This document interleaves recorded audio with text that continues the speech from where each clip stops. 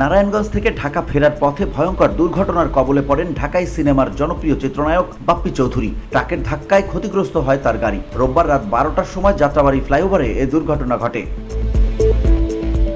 জানা গেছে, নারায়ণগঞ্জ থেকে ঢাকা ফেরার পথে যাত্রাবাড়ী ফ্লাইওভারে বাপ্পির ব্যক্তিগত গাড়িটিকে পেছন থেকে একটা ট্রাক সজোরে আঘাত করে। চলন্ত অবস্থায় অল্পের জন্য প্রাণে বেঁচে যান এই অভিনেতা, তবে গাড়িটির ব্যাপক ক্ষতি হয়।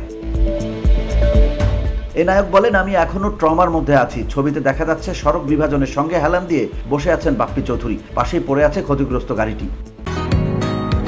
বসুন্ধরা, উত্তরা, বনশ্রী, কুড়িল ও বাড্ডা সহ রাজধানীর বিভিন্ন স্থানে অভিজাত ও অত্যাধুনিক মানের ফ্ল্যাট কেনার এক নির্ভরযোগ্য প্রতিষ্ঠান প্লেজেন্ট প্রপার্টিজ লিমিটেড। তাই আপনার স্বপ্নের আবাসনের জন্য আজই যোগাযোগ করুন। Pleasant Properties Limited, where destiny matches eventually. এদিকে ঘটনাস্থলে পুলিশ উপস্থিত হয়ে ট্রাকটিকে আটক করেছে। এ বিষয়ে থানায় একটি মামলা দায়ের হয়েছে। VOD Bangla news desk.